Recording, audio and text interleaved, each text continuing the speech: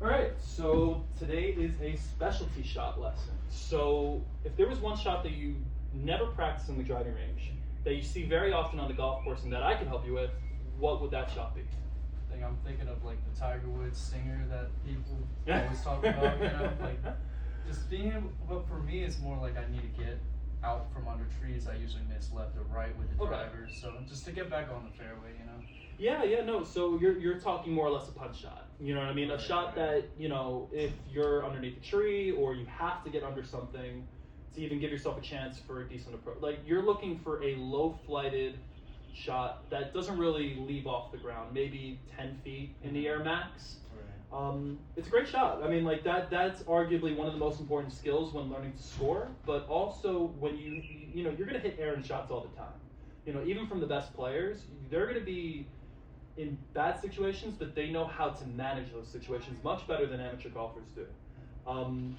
So we're talking about trajectories. There's low, medium, and high. Every amateur golfer, people that are new, only know the high trajectory.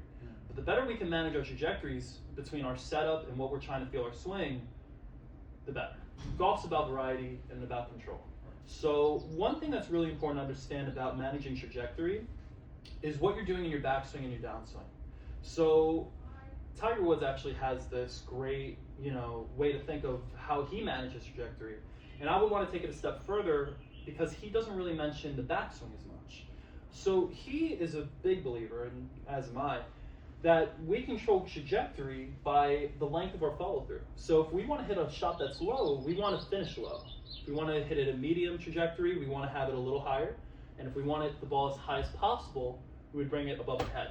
But the reason why I also want to mention the backswing as well is because it's very hard to go from a very fast full swing to decelerating and almost stopping your hands. Right. But if we're just trying to get ourselves back on the fairway and just getting ourselves back in play, you don't need to hit your 4-iron the furthest it goes. You just need to get it enough so that you're back in play through the trees. Right. So let's talk about the backswing. So if you actually get into a setup for me, the two biggest things you really need to pay attention to is the length of your backswing and follow through.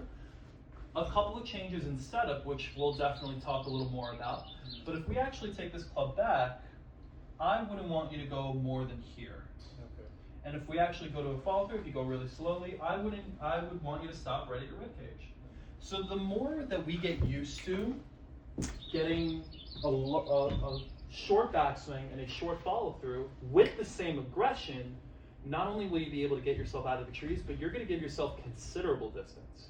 And like I mentioned before, just because you hit your 4-iron maybe 180 yards, you're not going to hit this punch shot 180 yards. Maybe in the rollout if the conditions are firm enough, but we're really just, you'd be surprised with how short of a swing can be so effective.